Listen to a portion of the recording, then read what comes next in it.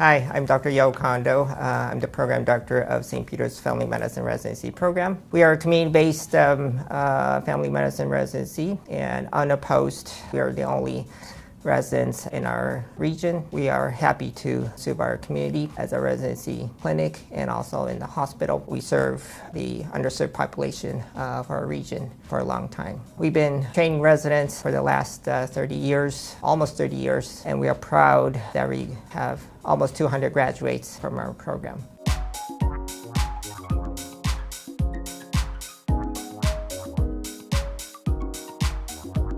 I think that our MA-physician relationship is really unique to our program, where at the beginning of our residency, right when you're coming in as a first year, you're assigned a medical assistant, and we are working with that particular medical assistant throughout the rest of our residency career. So we're able to create great working relationships with our MA. I've created a really good relationship with my medical assistant, and we're always very excited to work with each other. Every morning and every afternoon we kind of have a MA physician huddle where we create a game plan for the half of the clinic day, and it really helps our clinic workflow and helps the residents work efficiently.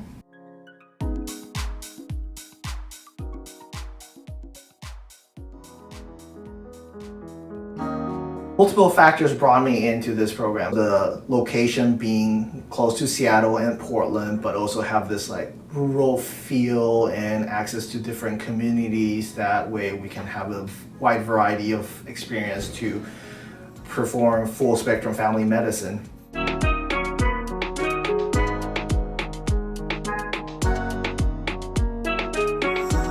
What we're looking for is people who are willing to come here and try their best. It's our job to teach people how to be physicians, and so we can make that happen. Clinic First is a fairly new concept in residency training. For many years, people tried to do mostly inpatient training with a little bit of outpatient training. However, family docs actually spend most of their time as outpatient physicians. And so we're trying to shift that training across so that we still give adequate inpatient training, but we do a focus on outpatient. The way we do that is, for one thing, we make sure that if you start in the inpatient side, you're going to be inpatient all day, or if you start on the outpatient side, you're going to be outpatient all day. We don't switch halfway through the day, which many programs do, which is really hard to do. It switches your focus, it's hard to accomplish, and you're often rushing to get things done. So in this way, it really helps with resident burnout. We're osteopathic recognized by the ACGME and AOA, so that's something that we made an effort to do, and we were one of the first programs in Washington State, as well as one of the first programs in the country who was allopathic to become osteopathically recognized. Because of that, we have certain parts of our curriculum that are available. First of all, we have actually specialty clinics once a week at our clinic where we have a one-on-one teaching with our osteopathic faculty and osteopathic residents. Additionally, we do didactics at least once per month, which are hands-on didactics where we have availability to actually learn hands-on techniques for our osteopathic residents, although our allopathic MD residents come to those lectures as well. Lastly, we do have osteopathic the ability to have osteopathic faculty mentor you as well here. And so we have several faculty that are involved, including some graduates of our program who come back to teach. And so there's a wide variety of people who are available to teach you different styles of osteopathic medicine.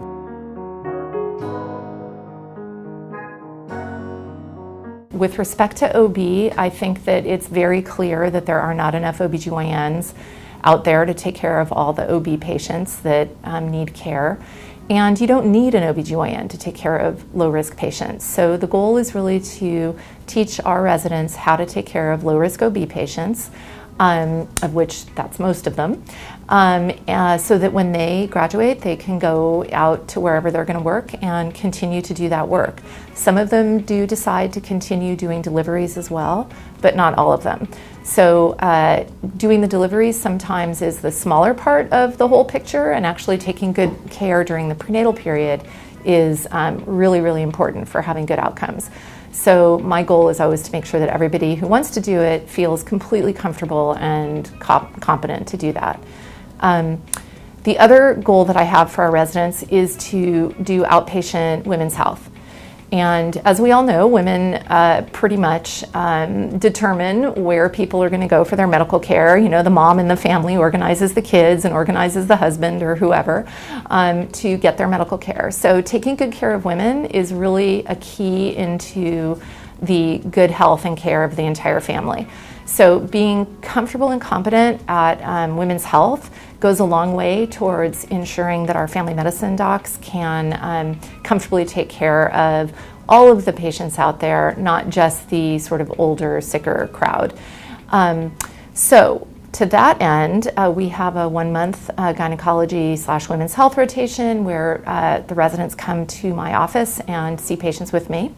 I teach all kinds of procedures, endometrial biopsies, colposcopy, to follow up on abnormal pap smears, as well as a variety of other procedures that are office-based.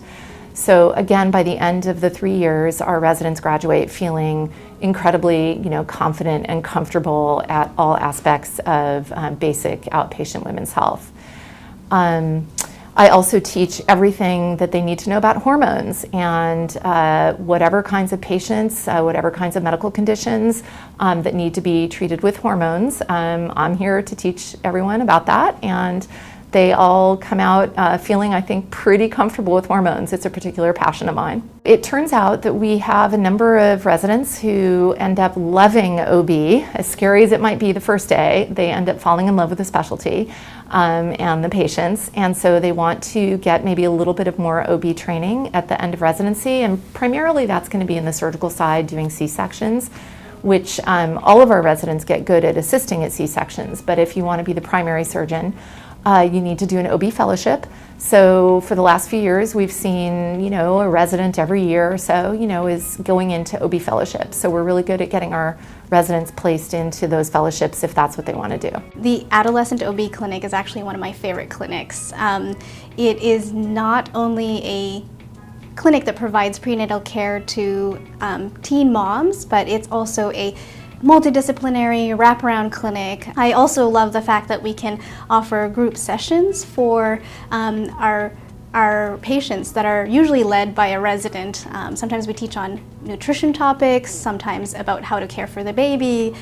We teach them how to swaddle. And fortunately, we have a grant to be able to give them supplies. So when we're teaching about nutrition, we can give them like an electric skillet or a blender sometimes to help promote that kind of lifestyle in their home. And this clinic has been going on for about 20 years. It's almost as long as our residency has been around. And I, as a resident, have been able to learn a lot from it, to be able to see how a clinic that's truly patient-centered works, and that this has the potential to impact families and generations in our community.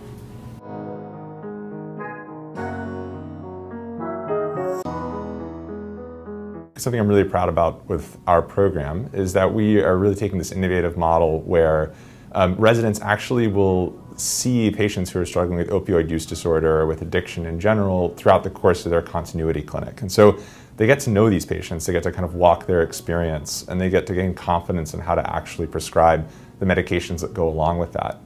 I think we do it through a really innovative partnership with some of our community resources, such as the Olympia buprenorphine clinic, which is a super low barrier, very innovative model for people who are struggling with opioid use disorder in the general Thurston County area.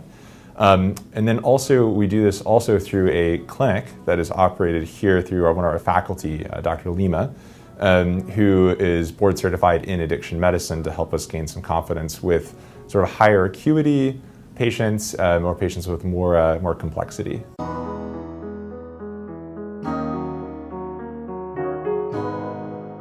One of the cool things is that I get a very varied level of questions. So sometimes it's a really straightforward question, and so I can just kind of spout off that answer. And other times we will have really complex patients that the residents are presenting to me. And so I just really like seeing the difference in those questions, and as they progress from an R1 to an R3, the complexity of those questions tend to advance as well. So seeing that resident progression from R1, R2, R3 year is just a really cool experience, and watching them grow in their clinical knowledge is just really rewarding.